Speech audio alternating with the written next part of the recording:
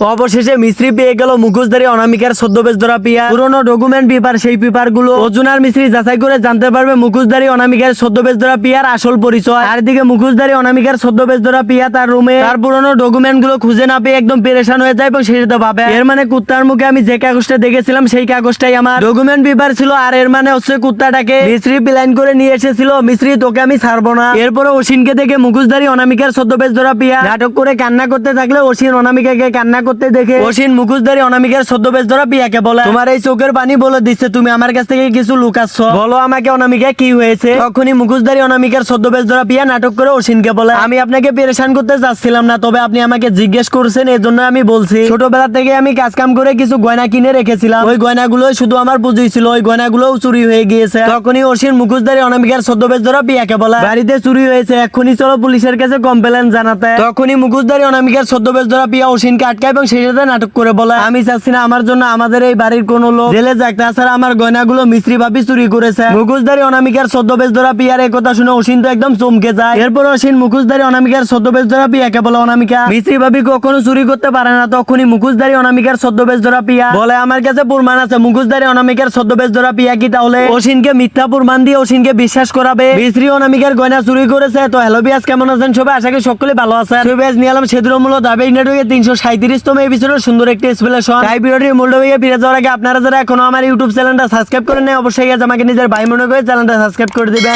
সেদুরমূল দাবি নেটওয়ার্কের 337তম এপিসোডে আপনারা দেখতে পারবেন মুখোশধারী অনামিকার ছদ্মবেশ ধরা পিয়া অসীনকে বলে, মিস্ত্রি ভাবি আমার গয়নাগুলো চুরি করেছে। তখনই অসীন বলে, মিস্ত্রি ভাবি কখনো চুরি করতে পারে না। ঠিক তখনই মুখোশধারী অনামিকার ছদ্মবেশ ধরা পিয়া বলে, আমার কাছে প্রমাণ আছে। ঠিক তখনই ওখানে ডগ ট্রেনারটা চলে আসলে মুখোশধারী অনামিকার ছদ্মবেশ ধরা পিয়া বলে, আমি দ্বিতীয়বার কিছু বলতে যাচ্ছি না, আপনি সবকিছু ওনাকে খুলে বলুন। তখনই ডগ ট্রেনারটা বলে, স্যার মিস্ত্রি ভাবি এনার রুম থেকে কিছু একটা বের করে নিতে চাচ্ছিল, আর আমাকে বলেছিল আমার পোষা কুত্তাটাকে দিয়ে ওনার রুম থেকে কিছু একটা বের করবে। আর মিস্ত্রি ভাবি আমার কাছ থেকে আমার পোষা কুত্তাটা নিয়েও এসেছিল, আর সেই কুত্তা ওনার রুমেও ঢুকেছিল। তখনই মুখোশধারী অনামিকার ছদ্মবেশ ধরা পিয়া ডগ ট্রেনারটাকে ধন্যবাদ জানালে ডগ ট্রেনারটা ওখান থেকে চলে যায়। আর দিকে অসীনটা একদম ভেঙে পড়ে এবং এর পরের সিনে আপনারা দেখতে পারবেন অর্জুন আর মিস্ত্রি ছদ্মবেশ ধরে ডগ কেবিনে যে সব কুত্তাদেরকে ছেড়ে দেয় এবং সেই সাথে অর্জুন আর মিস্ত্রি দুজনে মিলে ডগ কেবিনের খারাপ লোকদেরকে পুলিশের কাছে ধরিয়ে দিলে পুলিশ অফিসার বলে, থ্যাংক ইউ অর্জুন, অবশ্যই আপনারা দুজন জানের মায়া না করে আমাদেরকে সাহায্য করেছেন। এবং এরপর আপনারা দেখতে পারবেন মিস্ত্রি মুখোশধারী অনামিকার ছদ্মবেশ ধরা পিয়ার সব ডকুমেন্ট অর্জুনকে দেখালে অর্জুন বলে, মিস্ত্রি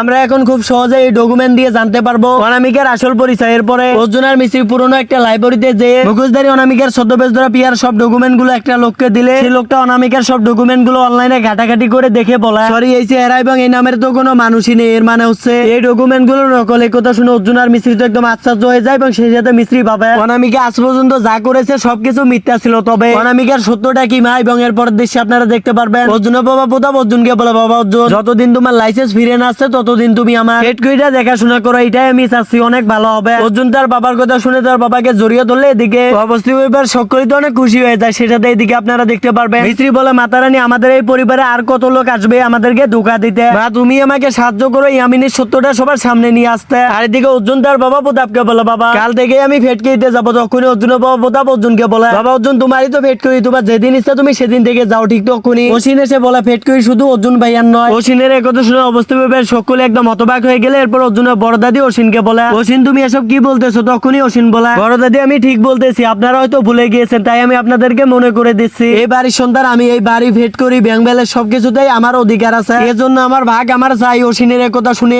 অবস্থিত পরিবার সকলেই তো অবাক হয়ে যায়। ছবি এসেই ছিল সেদুরমূল দাবিক নাটকের 337তম এপিসোডের সুন্দর একটি এক্সপ্লেনেশন। তো আপনাদের কাছে এই ভিডিওটি কেমন লাগলো অবশ্যই কমেন্ট করে জানাবেন এবং সেই সাথে পরবর্তী ভিডিও এক্সপ্লেনেশনটি সবার আগে দেখার জন্য অবশ্যই আমার ইউটিউব চ্যানেলটা সাবস্ক্রাইব করে আমার সাথে থাকবেন।